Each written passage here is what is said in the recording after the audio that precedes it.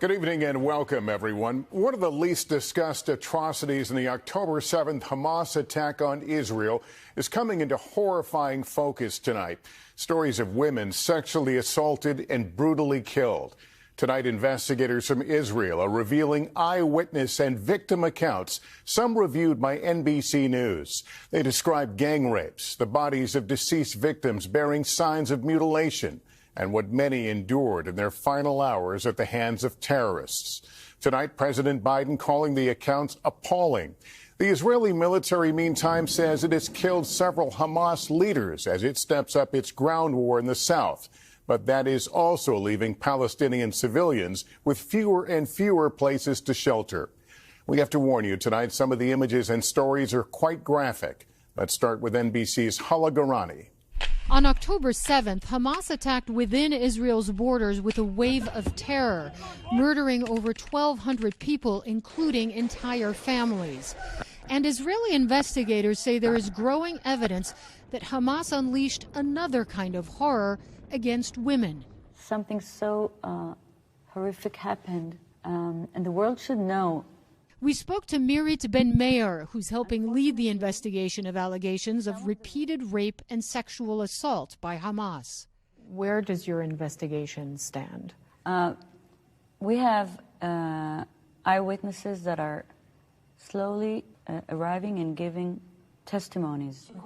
Disturbing accounts about October 7th, including this woman describing how a Hamas terrorist, quote, laid a woman down. He is raping her, then they pass her on to another person, telling investigators the woman was alive and bleeding.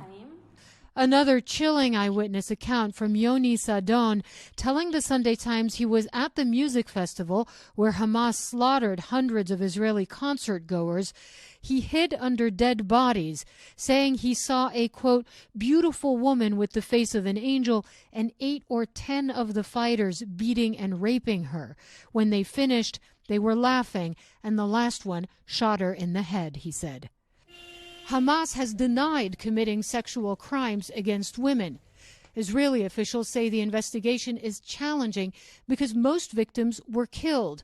But among the evidence seen by NBC News, graphic photos of women's bodies with obvious signs of sexual assault, including some naked from the waist down.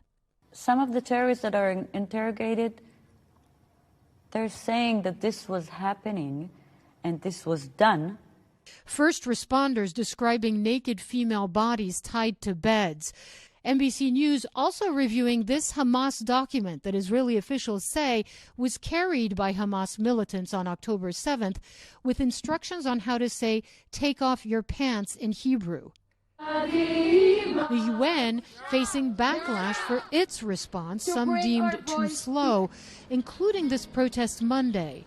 Critics blasting the Secretary General for taking 7 weeks to publicly call for an investigation of Hamas and sexual violence. And the agency UN Women for not putting out a statement until last Friday.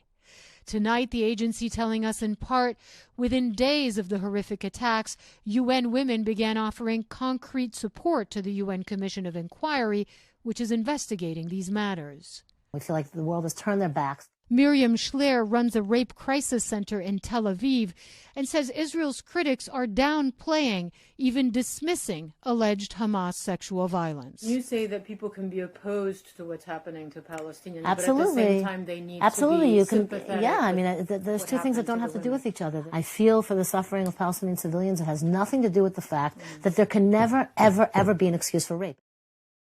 And Hala, President Biden, as we mentioned at the top of the newscast, has been speaking out about this. What's he saying?